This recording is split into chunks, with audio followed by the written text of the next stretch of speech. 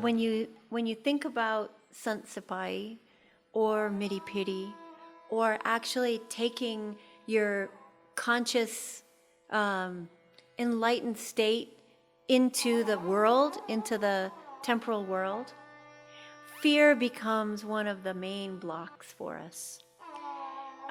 With Sikhs in particular, wearing our bana and being so different and standing out on the Niyara Path, the unique path, being so recognizable. For many people, fear and the fear of being ostracized or separated is something that comes up. So fear is a human condition that just needs to be understood. Is fear bad? No, we're taught fear from a very young age.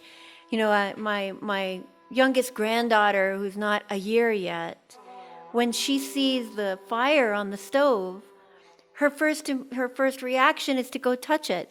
But you have to grab her hand and say, baby danger, baby danger. You don't put your hand in the fire.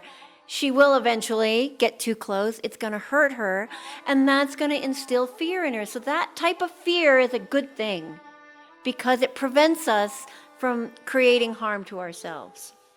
And it allows us to protect those that we love.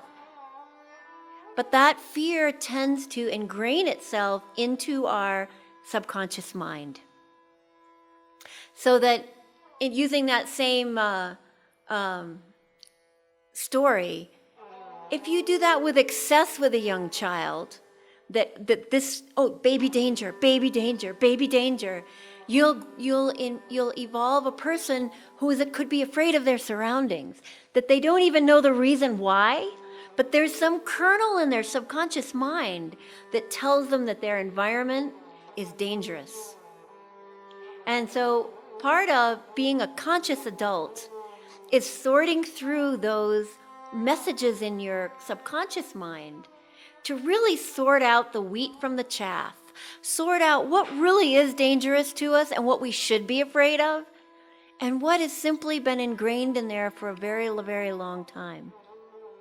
Things are changing now, but not fast enough with the relationship of fathers and sons. All of us love our fathers, but all of us have been subject to the abuse of our fathers.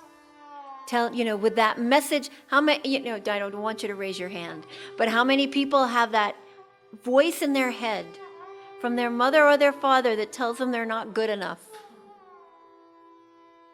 And that voice comes out at the times when you least want it.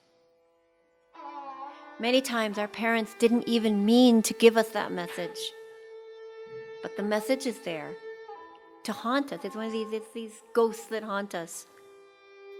Enough so that we have done the same to our own children.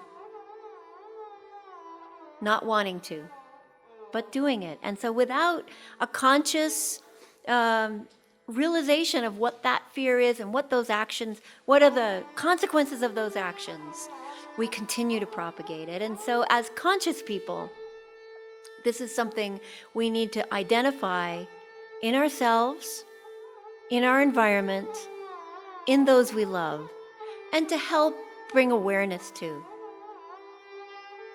They often call the word guru as a jot, as a light. And whenever you bring light into darkness, the darkness is dispelled.